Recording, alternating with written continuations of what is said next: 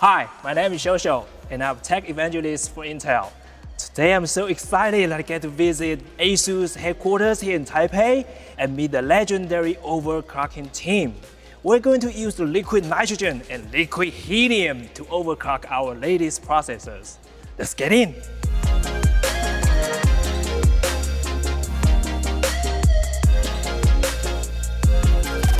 Hey, John and Peter. Could you introduce yourself to our viewers? What you do here? Sure. Yeah. I'm John, also known as Elmore, and I'm an extreme overclocker from Sweden. So my name is Peter. I'm originally from Belgium, but I live in Taiwan. Okay. I've been overclocking for about 20 years. Wow. Earlier on, more on the extreme side, so with the liquid nitrogen, and now I'm more focused on water cooling and daily systems. Yeah. Okay, could you just share with us what you guys just accomplished?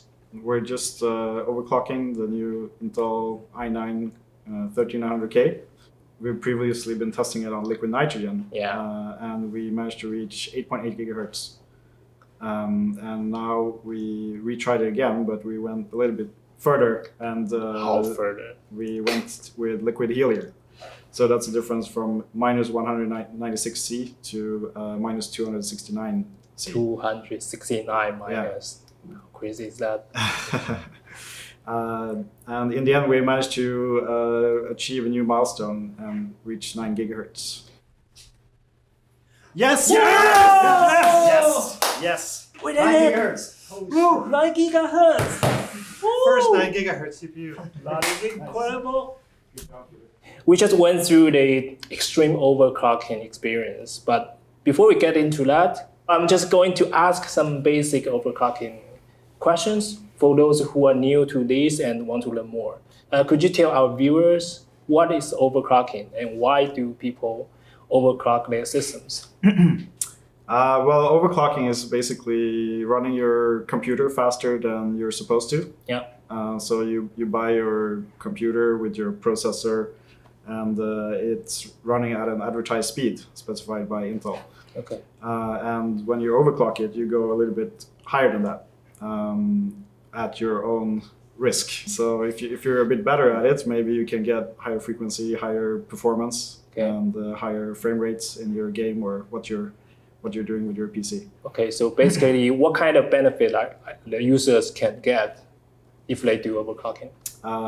Well, normally people do it because they want more performance, right? I do it because it's fun. Okay, so Peter, let me ask you a question. So when it comes to overclocking, what makes a good motherboard for like this kind of normal overclocking or extreme overclocking? Before we get to the motherboard, actually a lot of the overclocking enablement is already done by Intel engineers. So they'll develop tools and like a toolkit that as an overclocker you can use to configure, customize your CPU. And then it's very important for, on the motherboard side, to enable those tools, to implement them in the BIOS such that everything works correctly together. And I would say that ASUS ROG they have a team that is very good at implementing all of those tools and also develop their own tools to make overclocking a lot easier. So it's about making sure that when you set your ratios or when you set your voltages, that what you set is also what you get. So it becomes very predictable. And once you have a sort of a predictable way of doing overclocking, that's when you can really find a way to explore the limits of your system. So let's talk about the processors that we were overclocking today. Yep. So today we were using the Intel Core i9 13900K, the Raptor Lake processor, which has been just amazing in terms of overclocking and reaching higher frequencies, and just a very, very nice platform if you enjoy overclocking. Yeah. So I also do my own normal daily overclocking, but I only use the XTU provided by Intel. So what software does ASUS provide to help us to overclock? So ASUS has also their own software tools to do the same kind of overclocking. I think Intel XTU essentially gives the user all the tools because it's developed by Intel themselves. And then ASUS has sort of their own spin on what are the most important tools for overclockers. Personally, I prefer to always go in the BIOS because then I know that when I power on the system, it's running the settings that I want to run it, right? Tools like XTU are really helpful when you're trying to test some new settings at runtime in Windows, so you can immediately test the stability in a benchmark application, something like that as well. Okay. So is there a basic rundown of the overclocking process that?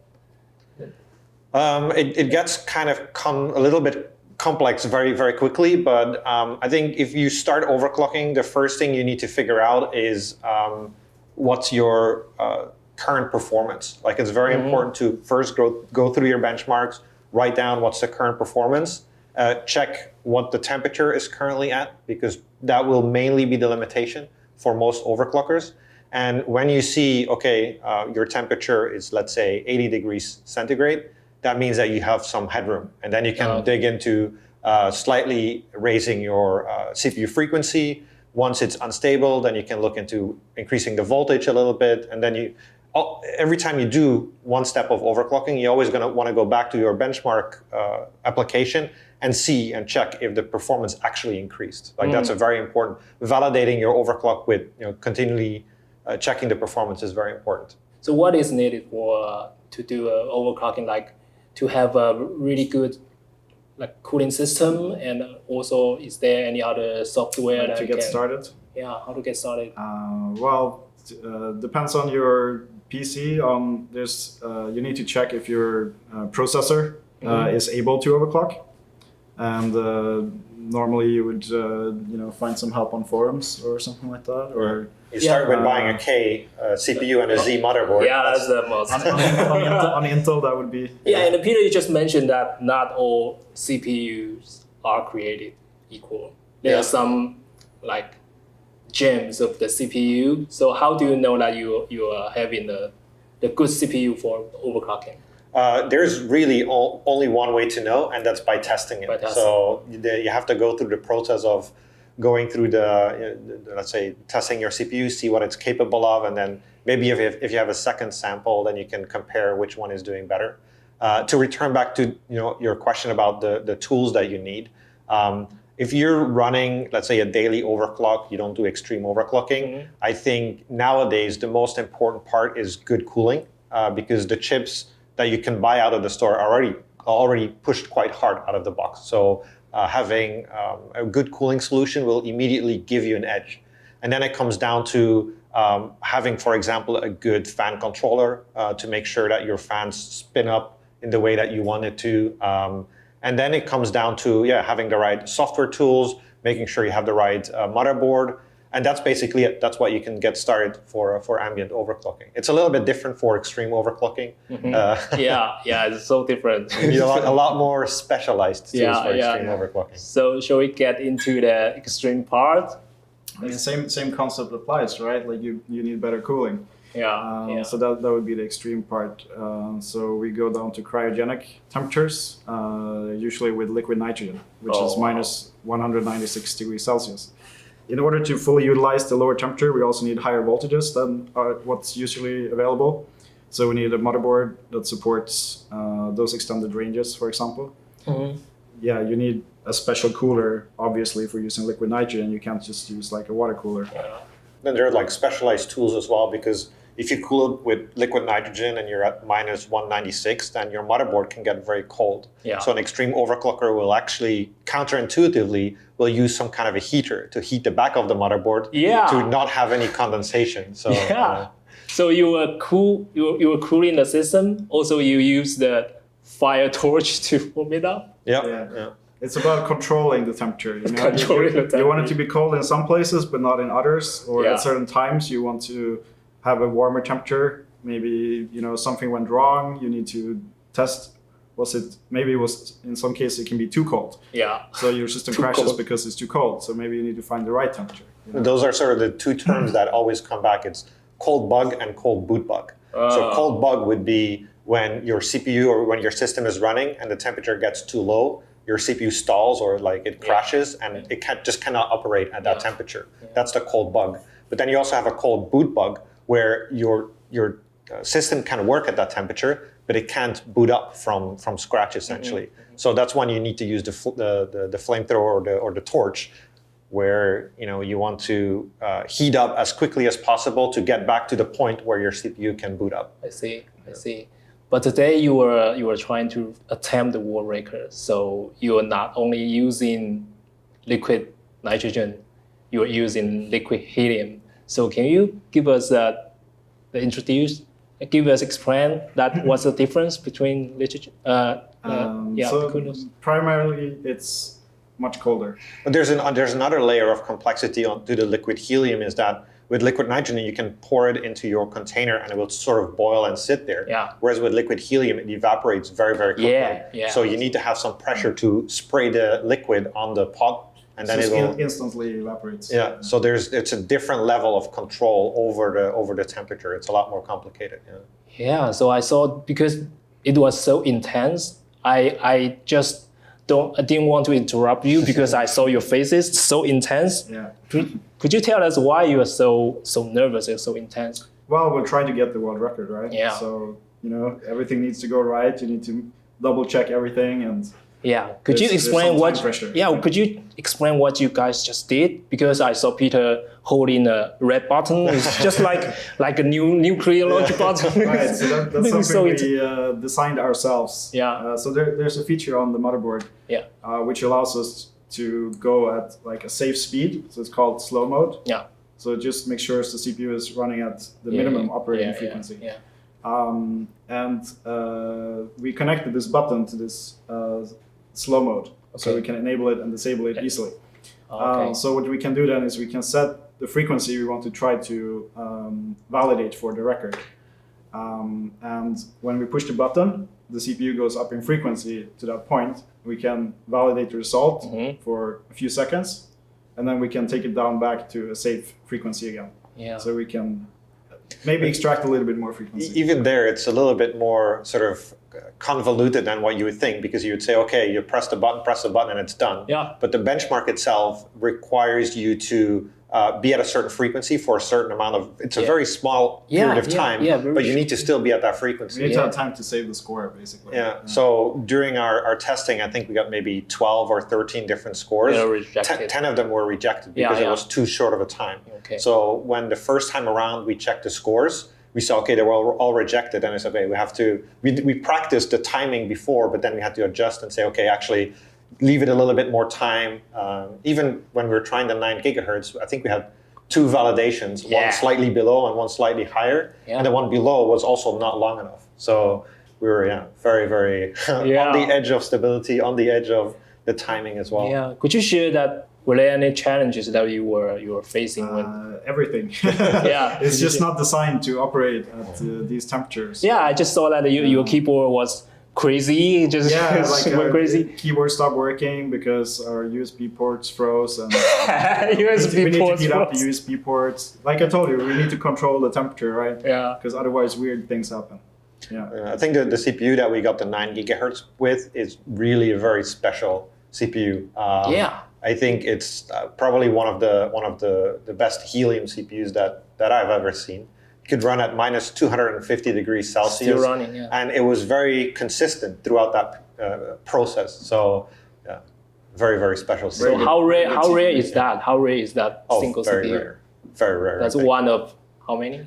It's extremely rare because Extremely rare. It's the only CPU ever to go over 9 gigahertz. Yeah. So there's not a single CPU out there that is the same like this So one. maybe the whole world we only have this one can reach 9 gigahertz. But I think also in terms of characteristics, it's a very unique CPU because it handles the cold very well. Yeah. It scales very well with the cold. It's one of a kind for sure. For sure, one of a kind. Could you just explain that last attempt that you guys just did? Because I think we were almost running out of the helium. So you only have one shot. One last shot. Peter said one last shot. One last shot. You did it. Yeah, so we did pre-testing on liquid nitrogen, right? Yeah. And we reached about 8.8 gigahertz. So we still have 200 megahertz we have to go today on liquid helium. Okay. And we only have maybe in total about an hour Okay. to get that score. And we started trying and we did beat our previous record. So we got about 8.9 gigahertz. Yeah. But we really wanted the 9 gigahertz. That's like the big number. Yeah. Right? and we couldn't quite get it until we set everything up again, retried, and Peter, another Peter, told us like, oh yeah, the helium is running out, guys. We only have one more try. And then we retried it. Everything was set up, and we tested it, and we got it. There's also sort of a lag because we saw it on screen. Yeah. We got the validation of the file, but then there's a delay because we have to check if it's valid, right? So there's this. We got the validation file, but we don't know if it will be accepted or not. If it's actually saved correctly, and if it's 60 seconds of is it real or is it not real? Yeah. And I noticed that your face just turned from such a relief, so relieved. Yeah. High stakes. Yeah. How do you guys feel right now? Break the world record and reach the 9 gigahertz. Now very relaxed. Everything worked out perfectly. Yeah. Yeah. Well done. Very, very happy. Yeah. Well done. We sort of had the plan in the beginning of the week, like that would be our target. But there's a difference between setting a target. Yeah. Knowing what you need to do to get there, but you never know if you're actually going to get there. Maybe your CPU is capable of, but something goes wrong with the system, or you just miss it by a hair. Anything can happen. Anything can happen. I think we thought it was possible, but not realistic. Historically, we've done the helium sessions in the past, and historically we'd always see anything between, let's say, 100 to 150 megahertz above the LN2 score, sometimes 200, which is what we needed today. But the 200 megahertz over liquid nitrogen is not very common. So it was kind of a stretch to go to 9 gigahertz. And well, congratulations. We got there. Thank you. Yeah, so today is Friday. What are you going to celebrate? This. You said you had a bottle of champagne somewhere? Yeah, I have a Should we bottle of open it champagne at in the home. lab? Yeah. I have one in my fridge. I didn't want to bring it and jinx it, It's bad karma. It's bad karma to bring in. Yeah. No, now is the time. Yeah. So let's celebrate. Yeah, let's go celebrate. Yeah. Thank you so much. I certainly learned a lot of extreme overclocking and also witnessed the new world record being made. Thank you so much, and so honored to work with you. And also, thank you, our viewers, for joining us. So, see you next time. Yes! Yes! 9 gigahertz! 9 gigahertz. First 9 gigahertz CPU.